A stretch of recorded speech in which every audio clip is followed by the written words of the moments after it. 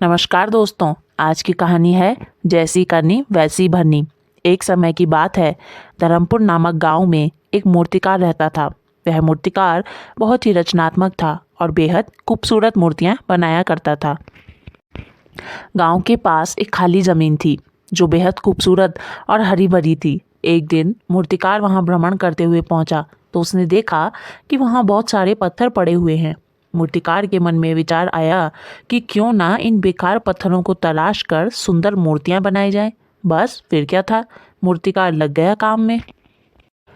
अब मूर्तिकार रोज उस जगह पर आता और मूर्तियां तराशने के काम में लग जाता।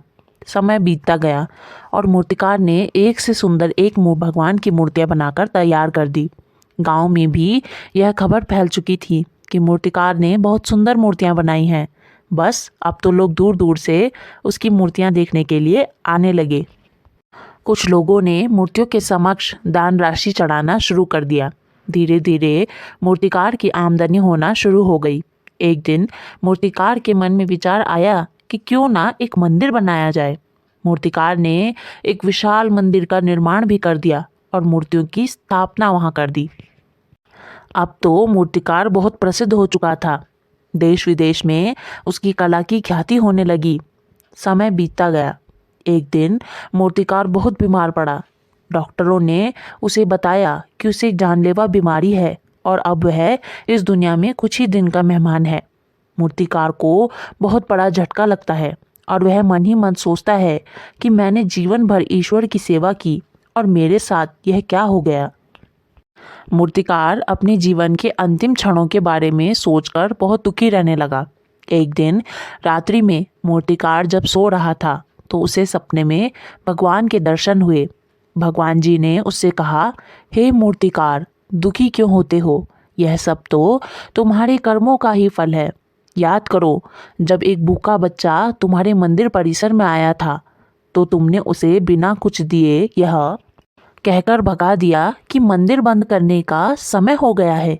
याद करो, जब एक गरीब बेहाल माँ अपने छोटे से बेटे को गोद में लेकर तुम्हारे पास आई तो तुमने कैसे उन्हें धुतकार कर बाहर भगा दिया। याद करो कि जब तुम्हारे पास एक भूखा कुत्ता रोटी के लिए आया तो तुमने कैसे डंडे से मार मार कर उसे भगाया था। हे मूर्तिकार, तुमने कभी भी मानवता नहीं दिखाई, जबकि मानवता ही सबसे बड़ा धर्म है, ईश्वर सेवा से भी। तुम्हें तो अपने कर्मों का भुगतान करना ही था, जैसी करनी वैसी भरनी। मूर्तिकार सपने से जागा तो उसे एहसास हुआ कि उसने कितने गलत कर्म किए हैं। अब उसे पता चल चुका था कि उसकी ये बीमारी उसके कर्मों का ही फल है। मूर्तिकार ने अब अपने शेष बचे दिनों में दान पुण्य इत्यादि करना शुरू कर दिया। अब धीरे धीरे मूर्तिकार की तबीयत भी सुधरने लगी और एक दिन उसे पता चला कि अब वह बिल्कुल ठीक हो चुका है। उसके लिए यह किसी चमत्कार से कम न था और इस तरह से मूर्तिकार ने हमेशा दूसरों की मदद करने का निश्चय किया। दोस्तों, इस कहानी से हमें यह शिक्षा मिलती है कि हमेशा दूसरों की मदद करें, कभी किसी गरीब को ना सताएं। धन्यवाद दोस्तों, आपको यह हमारी कहानी कैसे लगी ज़रूर बताएं और चैनल को सब्सक्राइब ज़रूर करें। धन्यवाद।